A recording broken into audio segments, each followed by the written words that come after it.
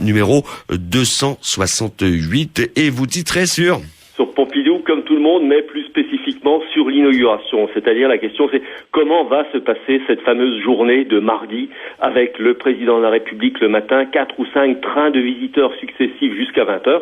Et puis une question qui intéresse tout le monde aussi, parce qu'on se rend compte qu'au niveau image c'est important, est-ce que Carla sera là ou pas? Oui, bonne question. Effectivement, visiblement, dans les coulisses, on commence à bruisser d'un nombre très important de visiteurs.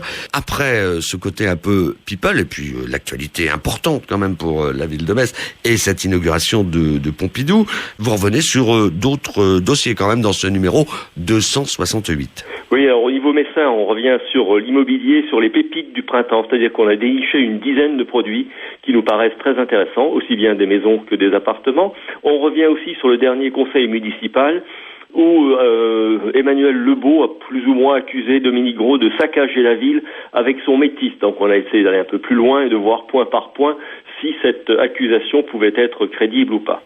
Vous regardez bien sûr très attentivement l'actualité de la Moselle Nord et de la Moselle Est.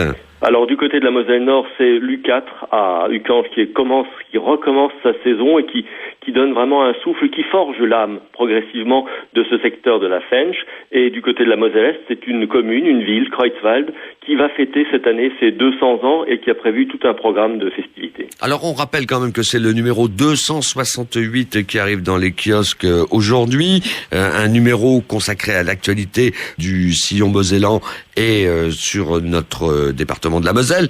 Et puis depuis quelques semaines, rappelons-le quand même, il y a ce numéro spécifique à Nancy. Et dans les deux numéros, si je ne me trompe pas, vous m'arrêtez, Jean-Pierre, si je dis une bêtise, il y a ce qu'on appelle le bon plan, une personnalité qui peut intéresser les lecteurs en Moselle comme en Meurthe-et-Moselle. Oui, on essaie de trouver un point commun entre les deux secteurs et finalement il y en a beaucoup plus qu'on ne le croit. Et là, cette fois-ci, c'est Alain Mizrahi qui est le président de l'APSEM, une association pour l'éducation sportive, enfin pour faire du sport aux enfants malades et ensuite pour l'insertion des enfants qui ont des problèmes ou ensuite les adultes handicapés dans la société. Et donc Alain Mizrahi qui intervient aussi bien à Metz qu'à l'hôpital de Brabois, nous confie cette semaine sa réflexion, mais aussi tous les éléments de sa vie, de sa réflexion, de ses plaisirs, de son cinéma. C'est le bon plan dans ce numéro 268. C'est également le bon plan que l'on retrouvera dans le numéro de Nancy.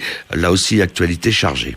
Oui, avec la violence dans les collèges, vous savez qu'il y a eu ce suicide d'un enseignant il y a quelques jours. Il y avait eu en Moselle cette fois-ci l'agression. Donc on a fait le point avec l'inspection académique de Meurthe-et-Moselle et le rectorat de tous les dispositifs qui existent maintenant. Finalement, ça ne va pas si mal, mais c'est vrai que c'est toujours cette histoire du train qui arrive en retard et qui ensuite fait un éclairage assez catastrophique sur les établissements. Toujours le site internet, très important aussi pour suivre l'actualité qui n'est pas figée.